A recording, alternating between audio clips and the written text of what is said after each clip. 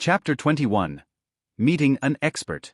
Khan walked inside the Adventurer Association Hall to register as an adventurer. Why did he choose this profession? Because it was his current best choice. Mainly it will allow him to enter regions such as forests and dungeons where he could hunt for monsters and increase his strength by absorbing their skills and eating their cores. Also, no one would be asking questions about what he was doing in such places if he was a registered adventurer and had an ID with him.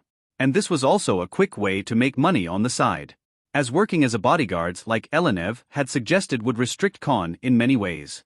Plus his income would be limited and there would be times he'd have to be escorting people or acting as security, which would be a total waste of Khan's time. Even though the Flavit city was the best place for Khan to build his strength, he won't be staying here long and would eventually leave for bigger cities and places where he could gain more power and authority.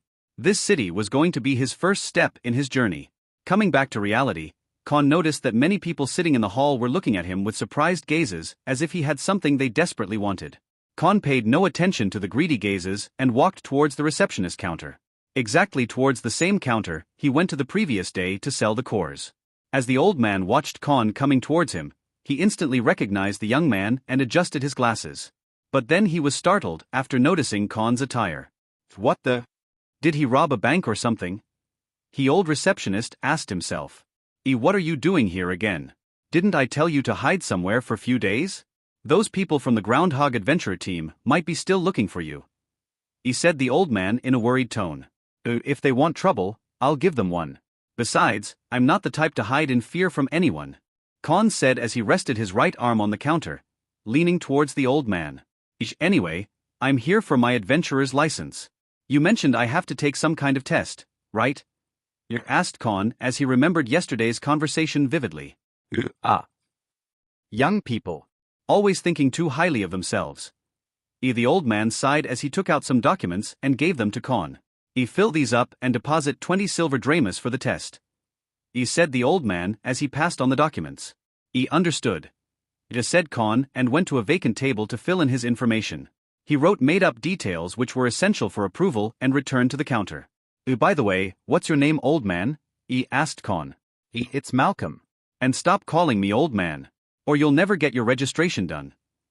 Said the old receptionist with wrinkles on his forehead, as if he hated being called an old man. Okay. I got it. So what kind of assessment do I have to go through? Asked Khan curiously. Nothing much. You just have to fight and last for some time against one of our instructors. They will also decide whether you are qualified enough to do work as an adventurer, like hunting in the forests or dungeons, and even work as a bodyguard for commission. No, explained Malcolm. I'm ready when you are. Replied Khan in a carefree manner. Follow me. Said Malcolm and took Khan to the inner side of the hall, and then they entered towards a small training grounds within the association building. Khan saw more than a dozen of people doing weapon practice and magic chanting practices under the instructions of people wearing the association uniform. These were obviously the instructors. As they neared towards an open arena made specifically for combat practice, Khan saw many people queued up in a line. Where's Alvin? Malcolm asked the nearby instructor. He called in sick today, saying he won't be able to come to work for few days.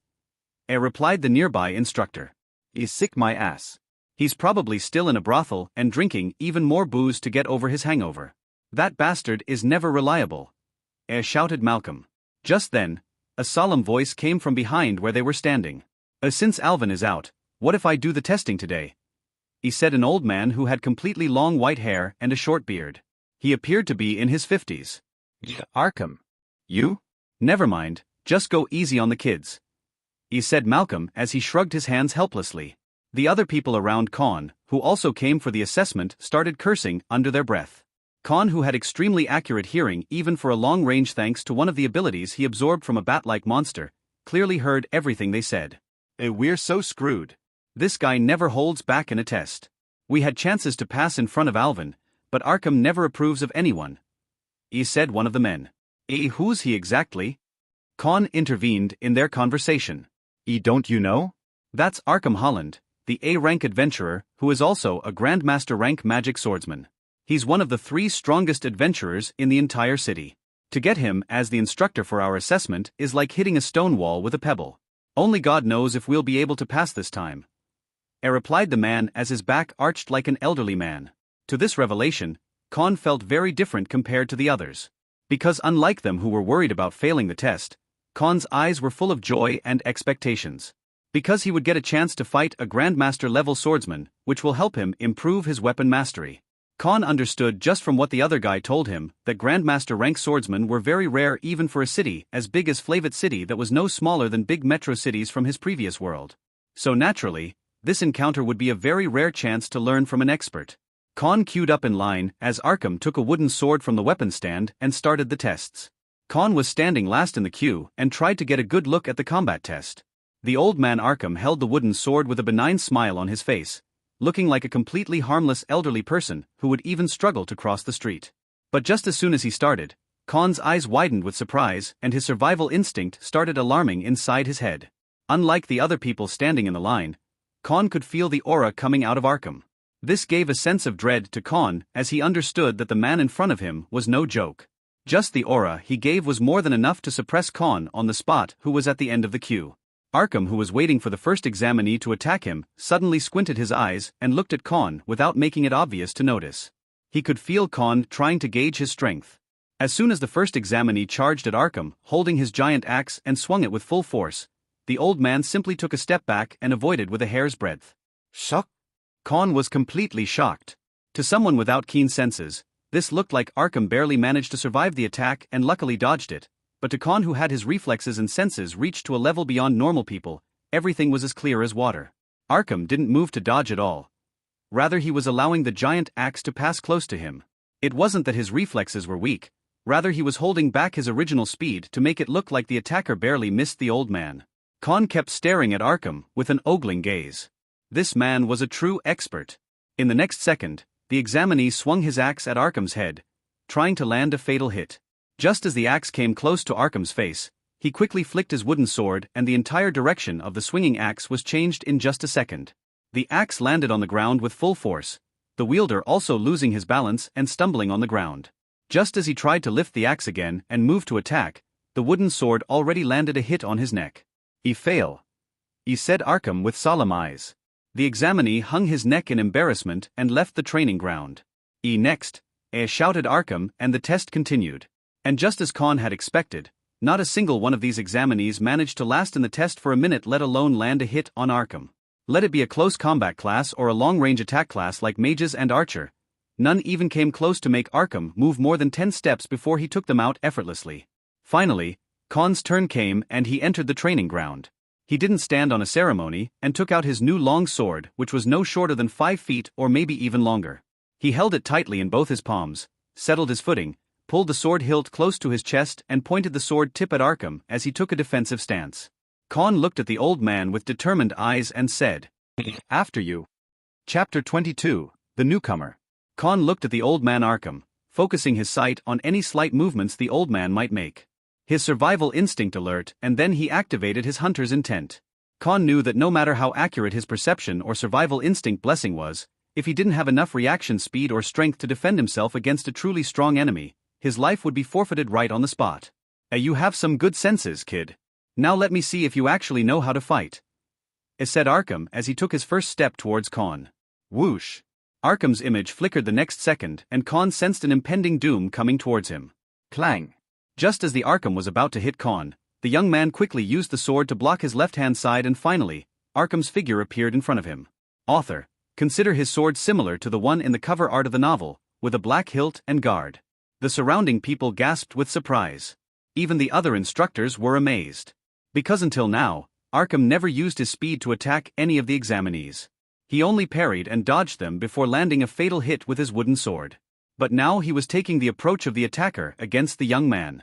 And to add more surprise to this, the young man actually blocked the strike that everyone standing there failed to see. "A nice sword," said Arkham, and he swung his wooden sword again. Khan was barely adjusting to the Grandmaster rank swordsman's extremely quick speed and attacks. Each strike looked very simple, but only Khan knew that Arkham was trying to either land a fatal blow or disarm him. Not a single movement from the old man was wasteful, and as Khan kept defending against these flawless strikes that followed a form of rhythm to them, leading his hand movements when he was defending against the strikes, Khan realized that he was being too overconfident of himself when he asked the old man to attack him first. "Is defending all you can do?" he asked Arkham with contemptuous eyes as if he was disappointed with Khan's skills. Ding! Host has improved the weapon mastery for swords. Current progress, 35% at master rank. The host has unlocked the combat techniques, defensive stance. Current progress, 15% at master rank. The system notification rang in his head, but Con didn't lose his attention and kept focusing on the enemy in front. The rule said I'd still win if I lasted for a while against the instructors. Don't try to goad me into attacking and give you an opening, old man, said Con as he firmed his defensive stance and kept focusing on Arkham's movements. If you think stalling for time will help you, then you're wrong. Let me show you the difference between our skills, said Arkham, and finally released his aura to the full extent. Boom. The nearby surrounding and everyone present felt an unimaginable pressure, as if a mountain was thrown on their shoulders as soon as Arkham revealed his killing intent. Some of the other examinees fainted right on the spot while others slouched under this aura. Con, who was the original target of this domineering aura and killing intent, was actually facing the pressure 3 times more than what others felt. His body having no strength to even move a muscle or even look the other way. Con felt like he was nothing but a prey in front of a predator beast. A prey that didn't even have the right to fight back. Con could feel his bones clattering under this pressure and his veins popping out. The old man with a benign smile on his face was a true powerhouse. War dominance. Con activated his war dominance blessing and felt the pressure on him disappearing. Arkham, on the other hand, had a riddled expression on his face. He only felt some sort of slight aura from Con before, but now, however, not only his aura was waning in front of the young man, but he too also sensed a form of threat from the young swordsman. Interesting. Very interesting, said Arkham as contained his aura inside him. Arkham again started attacking Con from various angles, pushing him backward with every hit. However, Con also tried his best to defend and maintain his footing against the heavy and quick attacks.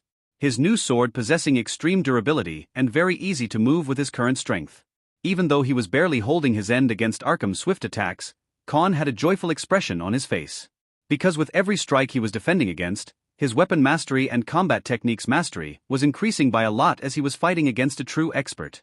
Arkham, who noticed this smile on Con's face, felt irritated as the new guy in front of him was successfully defending against a skilled veteran like him.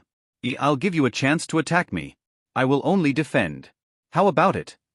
He asked Arkham in a playful tone. No lies, right? Because unlike me, you have a reputation to protect here, said Con as he gave a light smirk. System, show me the current progress. Con commanded the system. Host has improved the weapon mastery for swords.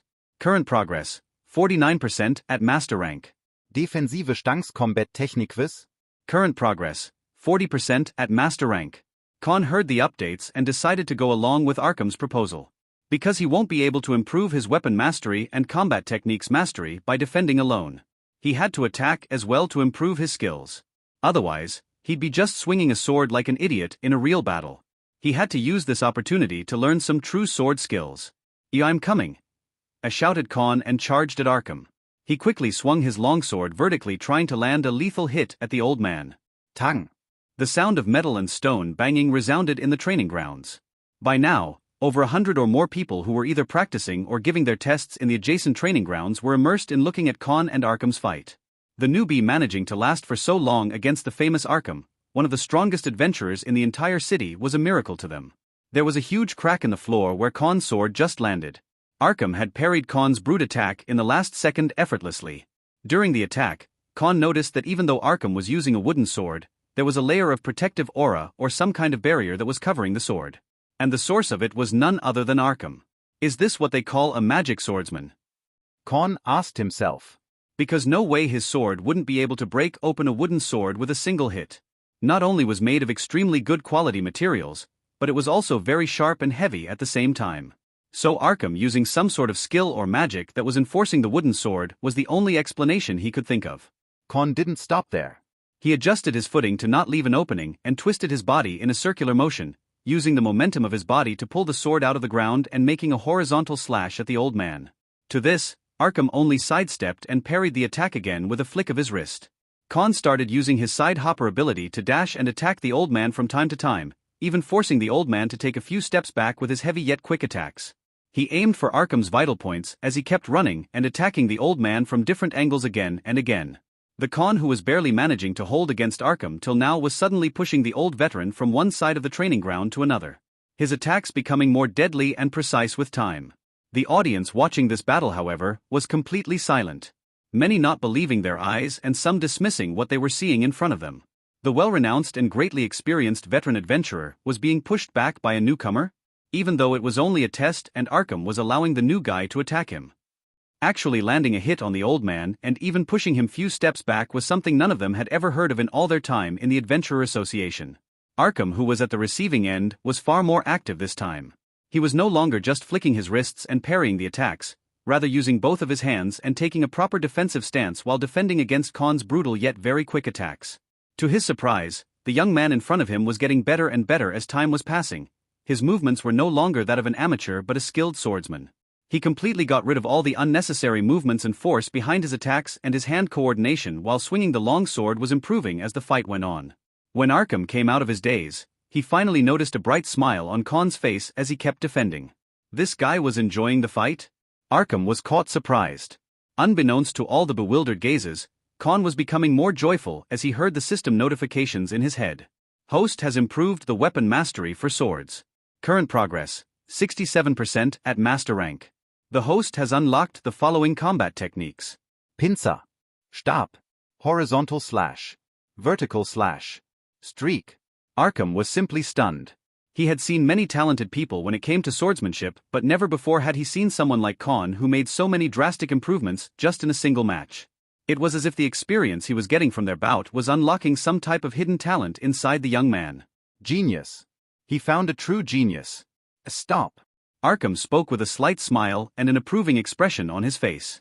You pass, said the old man. The crowd was gobsmacked after the announcement. This newcomer passed a test conducted by the legendary Arkham himself? Were their eyes deceiving them? Khan stopped his attacks and put the heavy longsword on his back. He clasped both his fists together and made a slight bow towards the old man Arkham like people did in Chinese martial arts novels and said, "Thank you for your guidance." Chapter 23, The Confrontation. As soon as the test ended, the crowd gathered around the training ground roared in cheers. Everyone present there screamed their lungs out as Khan had finally broken the record by passing Arkham's assessment test, which didn't happen in the past 10 years. Congratulations on passing your test, kid," said Malcolm, who came back a while ago after hearing the commotion. He had never imagined Khan being able to fight against Arkham for so long and already thought that there would be no one passing today. Khan gave a gentle smile and nodded in response. Then he glanced at Arkham and said, "It's because he wasn't even using half of his strength. If this was a real-life battle, I would have died in the first few seconds." Arkham smiled after hearing Khan's words. The young man wasn't a fool who'd let a little victory go inside his head. Still, I didn't hold back with my attacks and speed in the end. Even though I didn't even use half of my original strength, you being able to withstand it with your current level of strength and skills is indeed worthy of praise," said Arkham, as he was very impressed with Khan's demeanor and the way he addressed the matters of the bout with nothing but the truth and boasting about himself shamelessly. "Of all the young swordsmen I've assessed till now, only you seem to have the ability to grasp the situation during the battle and quickly adapt your attacking strategy accordingly. That's very commendable. Tell me, boy, have you received any formal training before?" Who was your teacher? Asked Arkham with curiosity. "My uncle Vesemir taught me some sword fighting skills since I was young, saying that we mercenaries must have enough skills and strength to protect others and ourselves," said Khan as he praised his non-existent uncle. Why the name Vesemir?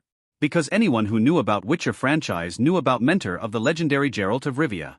Vesemir was the one who taught him everything he knew, so Khan found it reasonable to use that name and create a fake character for his fake background. Then it explains a lot. He must be a very experienced fighter," said Arkham as realization struck him. This explained why Khan had such a solid foundation and talent for the sword, as he received training from a skilled fighter since his childhood.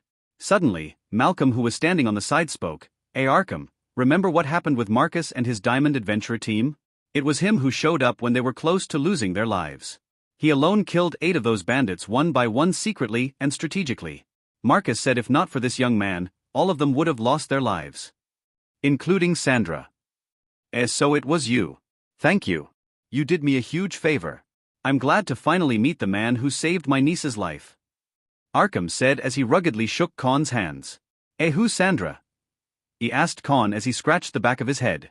Malcolm replied quickly, "The mage girl who survived the ambush thanks to you." Khan, who had the eidetic memory, quickly remembered the young mage girl who was fighting against the bandits that day. She was really good at long-range spells and aiding her allies during the fight. I see. Well, Those bastards killed my clan members and my friends when we were out on a bodyguard mission. Just like Marcus and his team, we too were ambushed and only I managed to survive. I was simply taking my revenge when I finally found them again. Con said as he clenched his fist tightly. His face was full of sadness and regret. This took both Arkham and Malcolm by surprise. They didn't know anything about Con's past till now at all. Only that he saved the Diamond Adventurer team few days ago. This made them feel empathetic towards the young man. Well.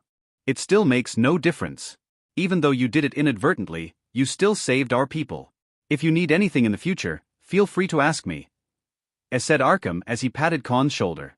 He now started liking this boy even more after knowing about his background and how he saved his only niece's life a few days back. The crowd around them had dispersed at this point and everyone went on their ways, their blood pumped after watching the enthralling fight. Many grabbing their weapons and practicing with vigor. After leaving the training grounds and waiting for some time, Malcolm bought Con's newly made ID card. Arkham had left already to report something to the management. Apparently, Arkham was actually the vice president of the Adventurer Association in Flavit City. Just as things were going nice for Con after a long time, a group of more than 30 people entered the association hall. Their loud thuds of footsteps and weapons clanging against each other brought the attention of every single person present in the hall. The group of people looked extremely proud, domineering, and their hostile gazes landing towards the crowd as if they were looking for someone. This group of 30-plus adventurers consisted of many humans, some elves, half a dozen females, and few demi-humans. But unlike the majority of the adventurers Con had seen till now, all the members of this group had very decent equipment, their attire matching to each other, and all of them had the same logo on their clothes. The Groundhog Adventurer Team. Finally, someone from the new group pointed his finger towards Con, who was talking with Malcolm before. That's him. That's the guy who beat young Master yesterday, said a thief-class adventurer. The group of people parted and created a path towards Con's direction. A giant man who was nearly 7 feet tall, had a muscular build with a long and braided yellow beard, walked out of the group. His aura and demeanor were that of a tyrant exuding out with his every step. Con looked towards the towering figure coming towards him. The man had a giant battle axe on his back, full in brown armor and woolen fur on his armor here and there. Con was instantly reminded of Vikings from his knowledge on Earth. The hostile man stared at Con as he stood like a mighty warrior, ready to pounce at him any moment. Was it you who killed my little brother and my men? Said the man in his deep voice. His tone filled with rage but trying to hold his anger back. And who's your brother? He asked nonchalantly.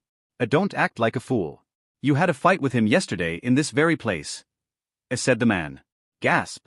People present in the hall gasped as they heard something they never thought was possible. The young Master Ilya of the Groundhog Adventurer team was killed? How's that possible? The blonde guy was infamous for bullying others and acting like he owned the world.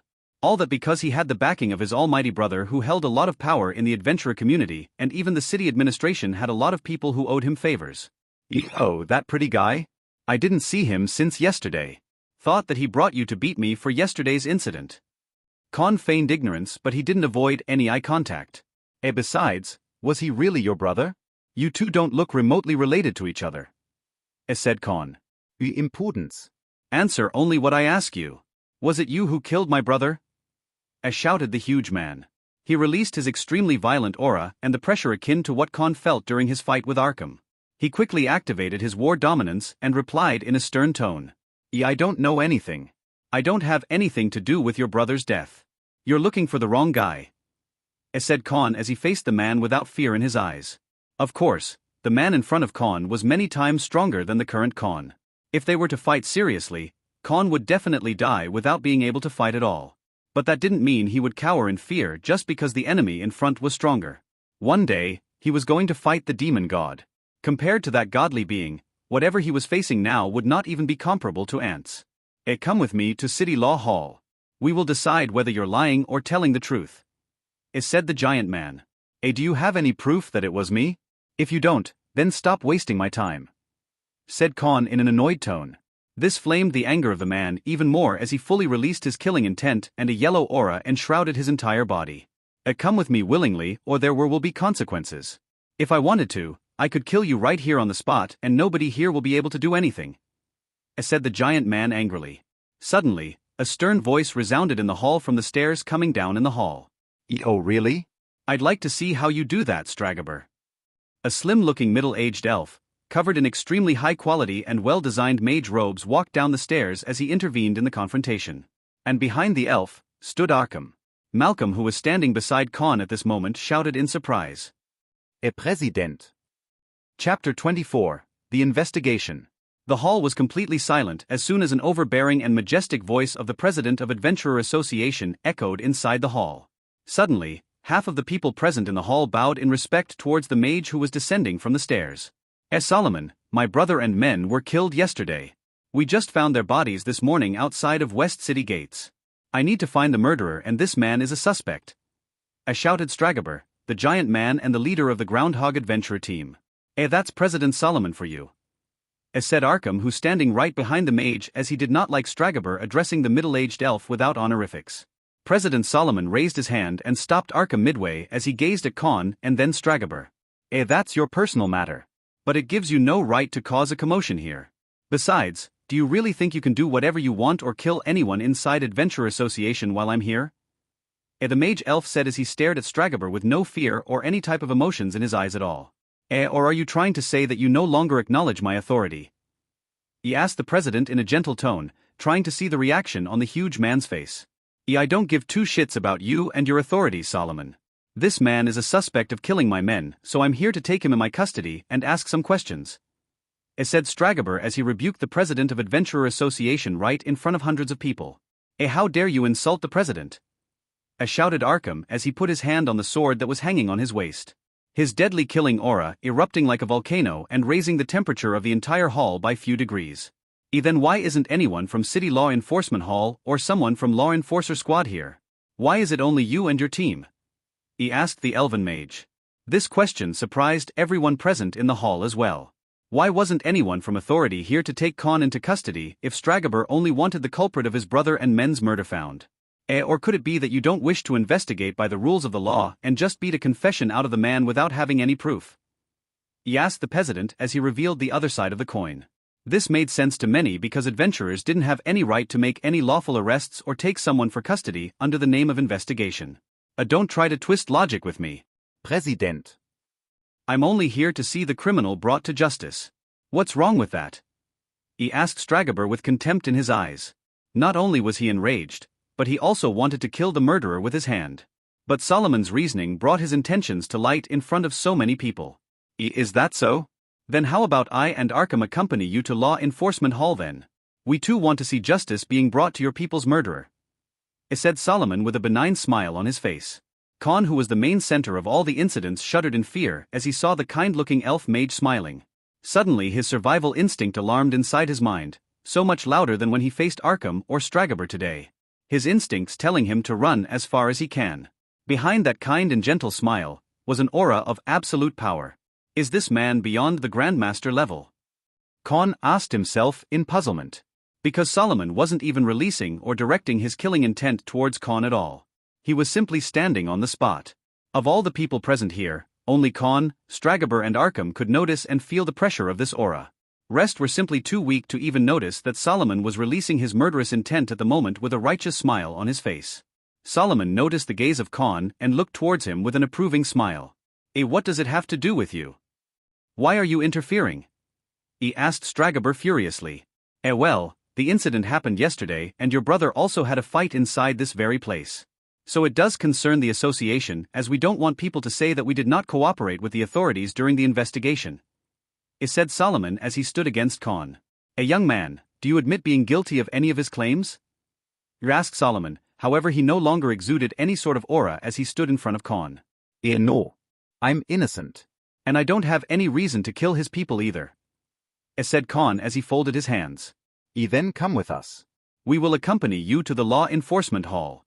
If you're innocent, I promise on my name that no one will harm you as long as I'm around. Said Solomon with a benign expression as if he really cared about Khan being wrongly accused. All right. I'll follow you. Said Khan as half the crowd walked out of Association Hall. Many officials including Malcolm walked with them as they were the witnesses to yesterday's incident. After getting on various carriages owned by the association, many of which had different types of lizardish, horse-type monsters and steed pulling the carriages, all the involved parties left. Half an hour later, they all reached the Law Enforcement Hall, which was 2 times bigger than the Adventurer Association building, guarded by a garrison of soldiers and weapons placed at the walls. After Stragaber and his team entered and filed the case about the deaths of their men, the case was officially under investigation. Normally, it would take them a lot of time to even begin the investigation, but as soon as the officer saw the 3 strongest adventurers in the entire city in front of him, the matter was sent to the top-rank authorities and judges in just an hour. Soon, some official investigators started questioning all the involved parties in different rooms, including Con, Malcolm, the Groundhog Adventurer team, and few witnesses. Con blurted out his yesterday's routine except for the killing, as if he really didn't know what happened yesterday. To cross-check his story, Law Enforcement Hall sent few top-ranking soldiers to all the places he mentioned, including the city library, where Con spent his longest time. Con, being the calculative guy he was, still kept the library pass as proof before he threw away his clothes after the murder. He even mentioned the color of his clothes, just not the ones he was wearing before the massacre. Elenev was brought for questioning as the only witness of Con's evening to nighttime. Since Con never looked like he had a fight or had any bruises or blood on him when he met Elenev in Black Griffin Merchant Enterprise, he too believed that Con was innocent and answered everything he knew truthfully. Arkham and other people's testimony about Con's performance as an excellent swordsman during the assessment test also came in Con's favor, as the only weapon he was known to be excellent at using was a sword. Besides, one man killing dozens of experienced men by himself and not even receiving a scratch on his body was found laughable by many witnesses as well. The investigators also mentioned in their reports about injuries on the dead bodies, indicating that they were done by a monster with sharp teeth and incredibly strong claws, as some of the hard armor worn by the dead people was torn and had markings of the claws. As the sunset was finally on its way, the investigation was done efficiently. The verdict being nothing else than Con being innocent of the crime, since the murder site and mutilated bodies hinted a group of wild monsters doing the killing than someone who was a human. As soon as the verdict came and Con was found not guilty of any of the charges, the people from Adventurer Association celebrated in cheers. Because after their president backed up Con and this incident happened on their grounds, the association also had a lot of its reputation at stake during the investigation. While the people of the Groundhog Adventurer team stormed out of the hall in rage, completely unhappy with the verdict, Con finally let out a sigh of relief after being recused of all the charges. He thanked everyone from the association and also Elenev. The young merchant was shedding tears after the investigation was over. Con thought that Elenev was a very sensitive person who was simply happy for Con. Little did he know that Elenev was crying after looking at Con's costly equipment and weapons he bought from the letter Elenev gave him this morning. How the hell am I going to explain this to father? He'll kill me if this got leaked to him, thought Elenev as he kept sobbing. Kid, if you have time then come with us. The president wants to talk with you in his private quarters, said Arkham as they were going to depart. Con bid farewell to Elenev and traveled with the crowd back to Association Building. After some time, Arkham took Con to the president's private quarters. He entered after Arkham and saw the middle-aged elven mage staring outside the window, looking at the dark blanket which sky covered the entire city with as the night had approached. Sit, he said. Con simply sat down on a comfortable sofa with Arkham standing on the opposite one. I believe you understand why I asked you to meet me here, right? He asked Solomon as he gazed at Con. Con, however, had no bewildered expression on his face. He looked calm and composed without any worry. He simply poured himself some wine in a glass that was on the table, took a small sip and tasted the wine as he rested his back against the soft cushions. Con gave a big smirk to both the old men in front of him and said, Yes. It was me. Chapter 25, The Contract. Old man Arkham stared at Con with a bewildered expression. He did not believe that Con was the actual culprit all along when they went to Law Enforcement Hall.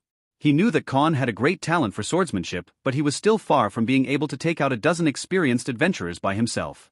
And that too without even using a sword. May I ask why? He asked the elven mage Solomon. How do you treat someone who picks up a fight with you for no reason and sets up an ambush to kill you with dozens of people? Con replied in a laid-back manner. I see. Then aren't you worried that we will tell this to anyone? He asked Solomon. If you wanted to, you already would have done it during the investigation. But I'm sure you didn't support me and took this matter to law enforcement just to protect the Adventurer Association's reputation. You want something in return, don't you? Responded Con. He knew very well that a person of Solomon's position and authority wouldn't just interfere in a small matter between a newbie adventurer. He already sensed that there was a hidden motive behind the actions of the middle-aged mage. Quite smart for someone of your age, replied Solomon as he sat down on his throne-like chair. But first, show me how you managed to kill off so many people just by yourself, commended Solomon. Con heaved a sigh as he spoke gently. Omega, come out. Khan said, and suddenly a giant black dire wolf leaped out of his shadow and stood in the center of the room. Arkham was caught off guard again. A contracted familiar? Asked Solomon with surprised eyes. Yes. I bet you sensed him when we were in the main hall. That's how you figured that it was me who killed those people, right? Asked Khan curiously. Ha ha ha. Yes, I did sense an external presence coming from you. We elves have a very high affinity to magic and natural energy after all. Solomon nodded. But I didn't expect it to be a contracted familiar. That's very rare, you know. Said Solomon. This proved that Khan's hypothesis right. He had perfectly covered his tracks. Not even his footmarks were left at the crime scene. So the only way someone as strong as Solomon still having their doubts about it would be sensing the aura of his allies that were hiding in his shadow. So exactly why am I here? He asked Khan as he wanted to get to the point quickly. It's very pleasing to talk with smart people. You don't have to beat around the bush at all. Laughed Solomon. But then his expression turned serious. It's because of Stragaba. He's trying to become the next president of the Adventurer Association. He replied. Arkham, who also sat on the sofa placed on the opposite side, decided to speak in. If it was through a proper election, we wouldn't be worried at all. But Stragaber doesn't want the position, but the power that comes with this position. Said Arkham. And what is that power you speak of? Asked Khan. The power to control the city itself. Replied Solomon solemnly. How? Isn't this just an organization made for mandating adventurers? How can it make one have control over the city? Khan asked curiously. Let me tell you how. Solomon said and took a small breath. Flavit City is surrounded by plenty of dungeons and borders the biggest forest in the world. Our city, despite being at the end of the Rocco's empire, actually holds vast resources. Let it be ingredients or raw materials you get from dungeons by hunting monsters or by hunting for monster cores in the forest. There is no shortage of resources and jobs that come because of them. The most sought-after profession in the city is being an adventurer. But thanks to our management for past 2 decades, anyone who isn't worthy won't get to become one. Because people die in this profession all the time and we don't want idiots to lose their lives in search of fame and glory. Said Solomon. From there, Arkham continued. Dungeons periodically spawn magical monsters and beasts. The adventurers go there to hunt for resources and make money, which also keeps the number of monsters in check. But sometimes, there is a surge in their numbers. So many that even the military can't contain them all the time. If they break out of their dungeons, there will be a chaos enough to wipe out the entire city. And hence, they seek help from Adventurer Association. And because of that, the association also holds a lot of importance and authority within the city itself. Arkham finished his piece. Stragaber sees this as nothing but an opportunity to make wealth and gain power. He has bribed many of our people, many influential military officials and nobles in the past few years. And if he is elected as the next president, he'll simply use the association for his own gains, make illegal dealings with the black market, and also have plenty of support in the city council. So you can imagine the power he'll hold over the city if that happens. Solomon said and finished the explanation. Khan was a grown-up man who had tons of experience in doing business and managing money in his previous life. He naturally understood what this entailed. Being the undeclared ruler of the city would grant you so much authority that even the officially elected people in charge of the city will have to bow to you. And let's not even mention the money and resources one will have at their disposal. Khan understood that Solomon and Arkham had the best intentions for the city, but he wasn't an idiot to blindly believe them either. And what do you want me to do then? He asked Khan. Solomon and Arkham looked towards each other before nodding in unison. Kill Stragaber's people one by one. Assassinate his connections in both association and the city council. Said Solomon. You what? Khan asked in disbelief. These old men wanted to hire him as a contracted killer? First, it was God of Darkness and Cravel who wanted him to kill the demon god, and now it was Solomon and Arkham who wanted him to kill Stragaber's people. Did he give some sort of Agent 47 from Hitman or John Wick type of impression that everyone who deals with him wanted to have Khan kill somebody? Don't play the fool, kid. We did some research on you. You're extremely talented and experienced at killing people and have great combat capabilities even without using a weapon. Plus you have this familiar as well. Rather than trusting someone who could be a spy planted by Stragaber in our circle, we'd have you do it. Besides, weren't you a mercenary before? Killing for money shouldn't be a new thing for you. Said Solomon. Why not do it yourself then? Besides, both of you are many times powerful and stronger than me. Wouldn't that save you a lot of trouble than trusting an outsider? He asked Khan as he shrugged his hands. To this, Arkham replied quickly. Too many eyes on both of us. If any of us goes unrecorded and suddenly Stragaber's people go missing, all the suspicion will fall on us since the election is about to happen in just 1 month. If I hadn't personally seen your capabilities myself, we wouldn't even resort to this method. It was only a plan in the hatching before you showed up. All because you can take out so many people by yourself and have a monster that could divert the cause of the murders in a different direction. He replied in a stern tone. Arkham no longer looked like the kind man who praised him this morning and even came to Law Enforcement Hall to give his testimony to protect Con. Now, he looked like a man who had his fair share of killings to reach the position he was at. Let's say that I accept your proposal. What's in it for me? And how do I know that you two won't bury me under the ground if I manage to finish the job? After all, a dead witness is no longer a liability. Said Con as he folded both his arms together and gazed at both the men in front of him. I believe even if we wanted to do that, we won't be able to. After all, the second presence I feel from you is no less weaker than me. Smirked Solomon as he pointed his finger at Con. Clatter. Clatter. Clatter. The pottery and tables in the entire room started clattering as an extremely deathly and murderous aura was released from Con's body. It filled the entire room with black smoke and a sharp hiss full of dread echoed in the room. This aura and pressure were no lesser than what Con had previously felt from Solomon. Con knew what it was. Because he had seen this black smoke and felt this deadly aura before. Belonging to none other than his subordinate. It was Rudra.